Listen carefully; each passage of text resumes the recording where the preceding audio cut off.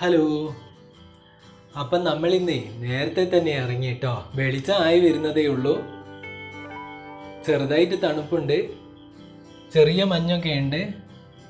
പക്ഷേ അടിപൊളിയാണ്. രാവിലെ തന്നെ ഈ തണുപ്പൊക്കെ കൊണ്ട് ഇങ്ങനെ സ്കൂട്ടറിൽ ഇങ്ങനെ പോകുന്നതേ അടിപൊളിയാണ്. അപ്പം നമ്മളിന്ന് പോകുന്നതേ പഴനിയിലേക്കാട്ടോ. തമിഴ്നാട്ടിലെ പഴനിയിലല്ല, കോഴിക്കോടുള്ള പഴനിയിലേക്ക്. മിനി പഴനി, മേൽപ്പഴനി എന്നൊക്കെ അറിയപ്പെടുന്ന കോഴിക്കോട്ടുള്ള പഴനിയിലേക്കാണ് ഇന്നത്തെ നമ്മുടെ യാത്ര. എൻ്റെ കൂടെ സുഹൃത്തും ഉണ്ട് കേട്ടോ. ഞാൻ പഴനിയിലേക്ക് പോകുന്നെന്ന് പറഞ്ഞപ്പോൾ അവനും കൂടെ വരാമെന്ന് പറഞ്ഞ്, അപ്പോൾ അവനെയും കൂട്ടി ഞങ്ങൾ ഒരുമിച്ചാണ് ഇന്ന് യാത്ര ചെയ്യുന്നത്. ഇപ്പം നമ്മൾ പോയിക്കൊണ്ടിരിക്കുന്നത് കുറ്റ്യാടി കോഴിക്കോട് റോട്ടിലൂടെയാട്ടോ.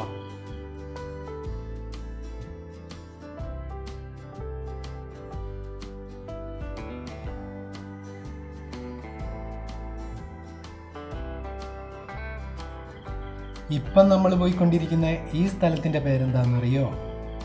അണ്ടിക്കോട്. അടിപൊളി പേരല്ലേ?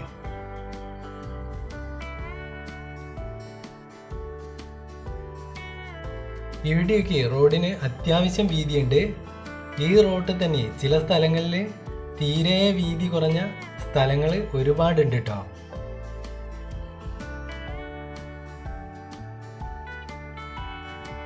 ഇതാണ് കച്ചേരി എന്ന് പറയുന്ന സ്ഥലം.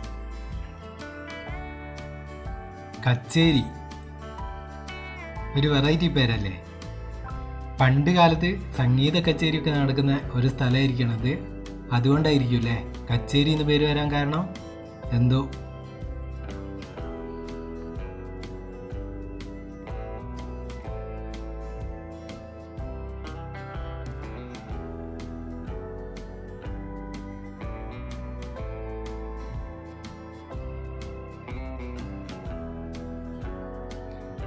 അങ്ങനെ നമ്മൾ ഉറക്കാട്ടിരിയിലേക്ക് എത്തി. ഉറക്കാട്ടിരി അതാണ് കേട്ടോ പേര്. അപ്പോൾ ഇങ്ങനെയുള്ള വെറൈറ്റി പേരുകൾ നിങ്ങളെ നാട്ടിലും ഉണ്ടാകില്ലേ? അതൊന്ന് കമൻറ്റ് ചെയ്യണേ. നിങ്ങളെ നാടിൻ്റെ പേരൊക്കെ അടിപൊളിയായിരിക്കും. ഇതാണ് ഉറക്കാട്ടിരി ടൗൺ. അത്യാവശ്യം കടകളൊക്കെ ആയിട്ട് പച്ചക്കറി കടകളും മസാല കടകളും പിന്നെ എല്ലാം ഉണ്ട് കേട്ടോ. ഫർണിച്ചർ, മത്സ്യം, അങ്ങനെ എല്ലാം അത്യാവശ്യം വേണ്ട സാധനങ്ങളൊക്കെ ഈ ടൗണിൽ കിട്ടും. അപ്പം പറഞ്ഞു വന്നത് ഇതാണ് പുറക്കാട്ടിരി ടൗൺ.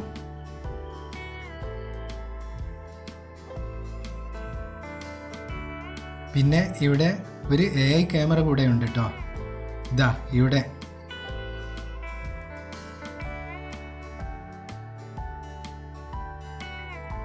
ഇതാ നമ്മൾ കയറാൻ പോകുന്ന പാലാണ് പുറക്കാട്ടിരി പാലം. ഇതിന് താഴെ ഒഴുകുന്ന പുഴ അകലാപ്പുഴയാണ് കേട്ടോ. അകലാപ്പുഴ, അകലമുള്ള പുഴ ലോപിച്ചാണ് അകലാപ്പുഴ ഉണ്ടായത്. അത് ഞാൻ പറഞ്ഞതല്ല, വില്യം ലോഗൻ മലബാർ മാനിൽ പറഞ്ഞിട്ടുള്ള കേട്ടോ. അകലാപ്പുഴ വലിയൊരു പുഴയാണ് കേട്ടോ. ഒരുപാട് സ്ഥലങ്ങളിലൂടെ ഇത് ഒഴുകുന്നുണ്ട്.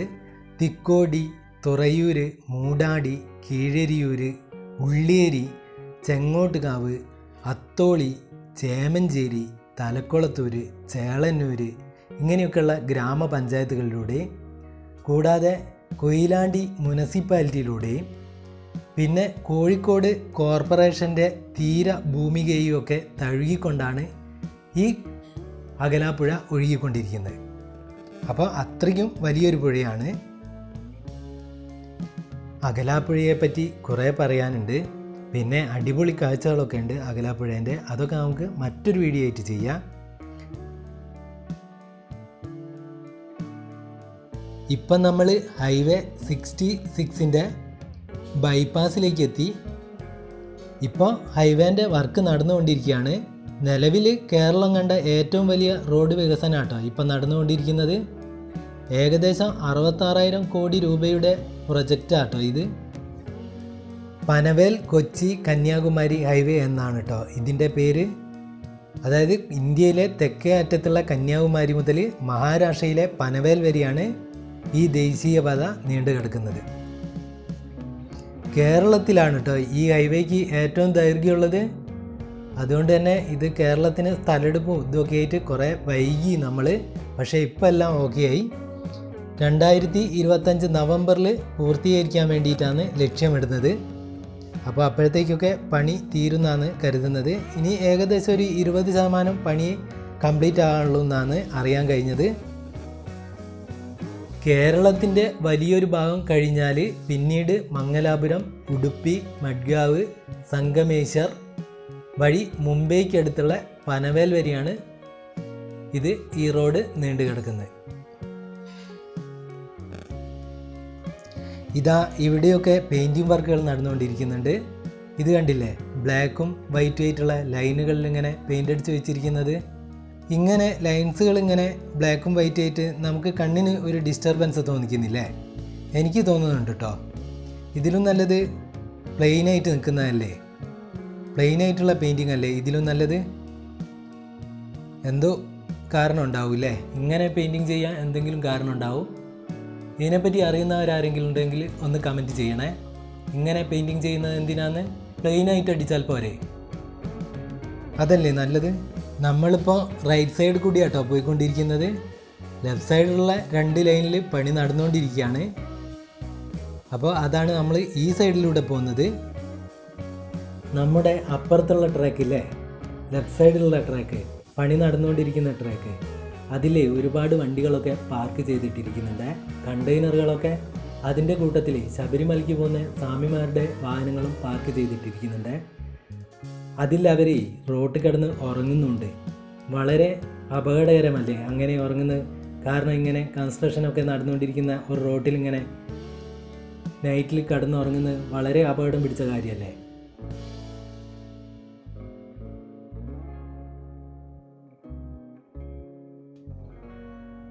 ഇനി നമുക്ക് ലെഫ്റ്റിലോട്ട് ടേൺ ചെയ്ത് പാച്ചാക്ക് എന്ന് പറയുന്ന സ്ഥലത്തോടി മെഡിക്കൽ കോളേജ് റോട്ടിലേക്ക് കയറണം. നേരെ പോയാൽ രാമനാട്ടുകരയാണ് കേട്ടോ എത്തുക. നമുക്ക് നേരെ പോയിട്ട് മെഡിക്കൽ കോളേജ് തൊണ്ടയാട് ജംഗ്ഷനിൽ നിന്ന് മെഡിക്കൽ കോളേജ് റോട്ടിലേക്ക് കയറി അങ്ങനെയും പോവാം. നമുക്ക് ഇപ്പോൾ പാച്ചാക്ക് എന്ന് പറയുന്ന സ്ഥലത്തോടി പോയിട്ട് മെഡിക്കൽ കോളേജ് റോട്ടിലേക്ക് കയറാം.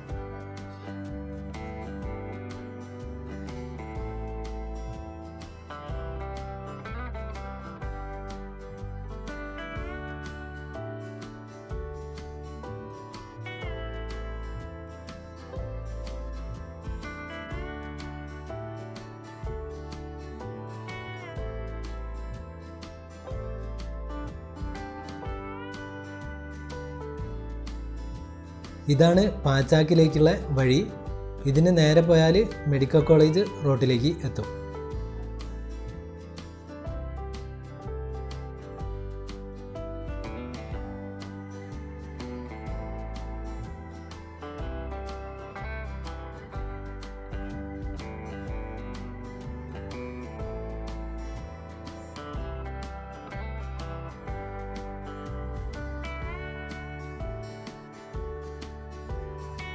ഈ റോഡിൻ്റെ പേരാണ് ഗോൾഫ് ലിങ്ക് റോഡ്. നമ്മൾ കയറി എത്തുന്ന ആ ജംഗ്ഷനാണ് ചേവായൂർ. അവിടുന്ന് ലെഫ്റ്റിലോട്ട് തിരിഞ്ഞ് പോകുന്ന റോഡാണ് മാവൂർ റോഡ്. ഈ ബസ് വന്നില്ലേ, നീല ബസ്, ആ ബസ് വന്ന റോഡാണ് മാവൂർ കാലിക്കറ്റ് റോഡ്. ഇവിടുന്ന് നേരെ പോയാൽ നമുക്ക് കോഴിക്കോട് മെഡിക്കൽ കോളേജിന് അടുത്തേക്ക് എത്തും.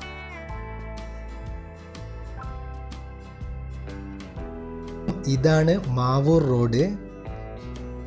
മാവൂർ എന്ന് പറയുന്ന ഒരു ഗ്രാമമാണ് കേട്ടോ. ഗ്രാമം എന്ന് പറഞ്ഞാൽ മാവൂർ ഗാളിയർ റയോൺസ് എന്ന് പറഞ്ഞ ഒരു ഫാക്ടറി അവിടെ ഉണ്ടായിരുന്നു. അപ്പോൾ അത് വന്നതോടുകൂടി മാവൂരിൻ്റെ ആ ഗ്രാമത്തിൻ്റെ മുഖച്ഛായ പാടെ മാറി. ഇന്ന് ആ കമ്പനി ഇല്ല. 2001 ആ കമ്പനി പൂർണ്ണമായി അടച്ചു പൂട്ടപ്പെട്ടു. അതിൻ്റെയൊക്കെ ബന്ധപ്പെട്ടാണ് ഈ റോഡിന് മാവൂർ റോഡ് എന്ന പേര് വരാൻ കാരണം കേട്ടോ.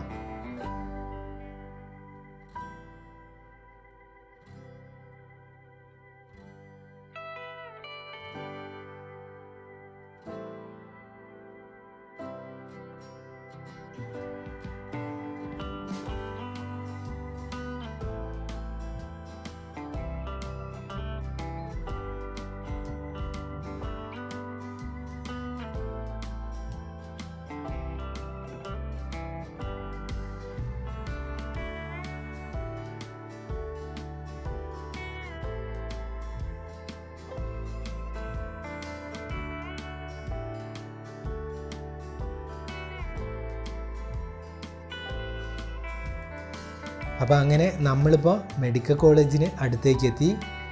നമ്മുടെ ലെഫ്റ്റ് സൈഡ് കാണുന്നതാണ് മെഡിക്കൽ കോളേജ്.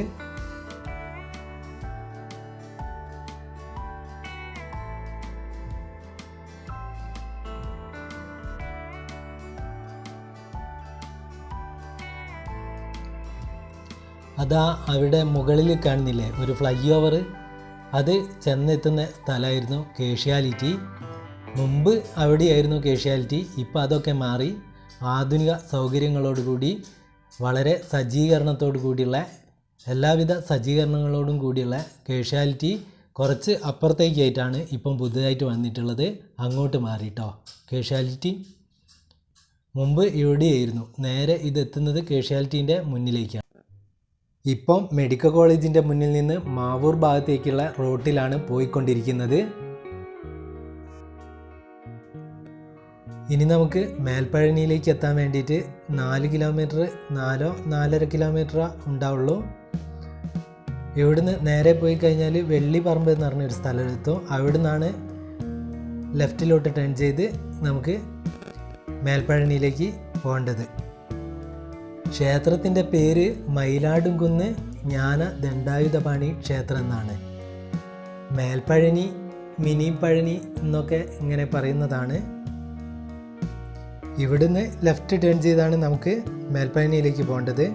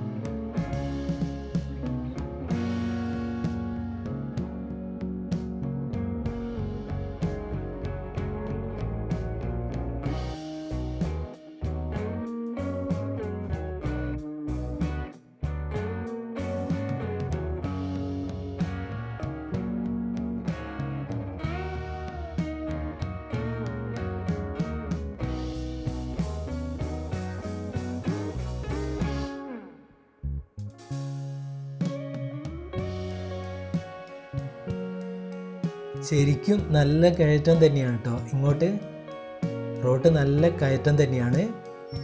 നല്ലൊരു കുന്നിൻ മുകളിൽ തന്നെയാണ് കേട്ടോ ഈ ക്ഷേത്രം സ്ഥിതി ചെയ്യുന്നത്. പഴനി അങ്ങനെ തന്നെയാണല്ലോ, വലിയൊരു കുന്നിൻ മുകളിലാണല്ലോ പഴനി അമ്പലം. അതേപോലെ തന്നെ ആയിരിക്കണം ഇവിടെ.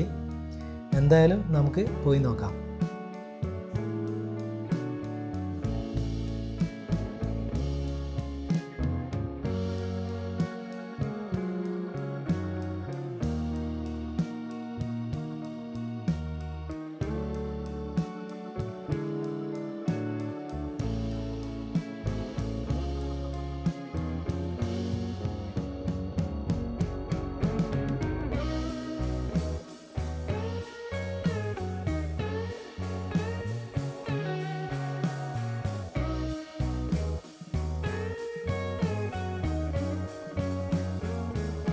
ഞാൻ അവിടെ ക്ഷേത്രത്തിലൊക്കെ പോയി തൊഴുതൊക്കെ വന്നിട്ടോ. അപ്പോൾ ഇവിടുന്ന് താഴത്തുനിന്ന് നടന്ന് കയറി വരാൻ പറ്റിയ സ്റ്റെപ്പുകളുണ്ട്. അപ്പോൾ അത് കാണാൻ വേണ്ടിയിട്ട് ഇങ്ങോട്ട് വന്നാട്ടോ. ഇതാണ് ആ സ്റ്റെപ്പ്. താഴത്തുനിന്ന് നമുക്കിങ്ങനെ നടന്നിട്ട് കാട്ടിനുള്ളിൽ കൂടെ ഇങ്ങനെ കയറി വരാൻ പറ്റും. അതിനുള്ള സ്റ്റെപ്പുകളാണിത്. അപ്പോൾ ഇനി നമുക്ക് അങ്ങോട്ട് പോയി ക്ഷേത്രമൊക്കെ ഒന്ന് കാണാം.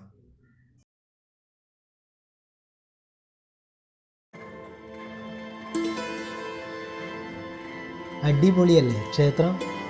കളർഫുള്ളായിട്ട് നല്ല ഭംഗിയില്ലേ കാണാൻ വേണ്ടി. ഇത് പഴനി പോലെ തന്നെ ഡിസൈൻ ചെയ്ത ക്ഷേത്രമാണ്. നമ്മുടെ കേരളത്തിലുള്ള ക്ഷേത്രങ്ങൾ ഇത്ര കളർഫുള്ളായിരിക്കില്ല. ഇത് തമിഴ്നാട്ടിലെ പഴനി പോലെ തന്നെ ഡിസൈൻ ചെയ്തിട്ടുള്ള ക്ഷേത്രം തന്നെയാണ്. അപ്പോൾ സൂപ്പറല്ലേ കാണാൻ വേണ്ടി.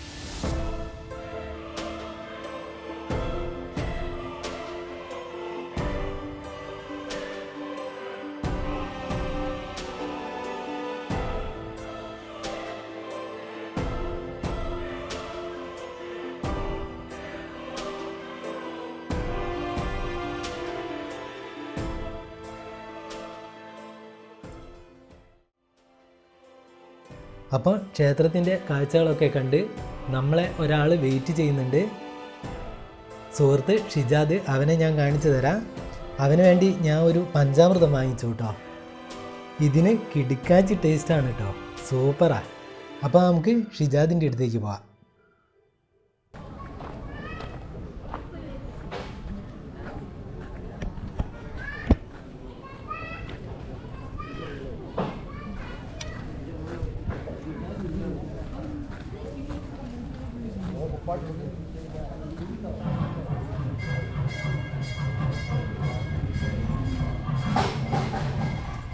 ഷിജാ,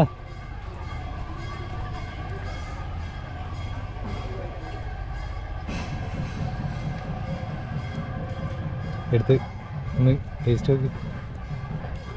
ടേസ്റ്റ്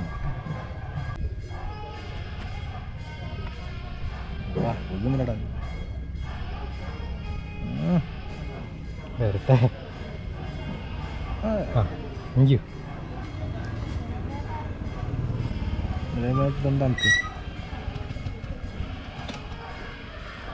ഇങ്ങണ്ട്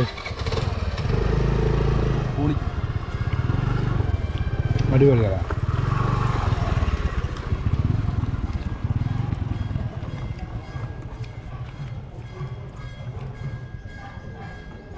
അപ്പോൾ ഈ വീഡിയോ ഇവിടെ അവസാനിക്കുകയാണ്. ഇനി ഒരു അടിപൊളി കാഴ്ചകളുമായി അടുത്ത വീഡിയോയിൽ കാണാം.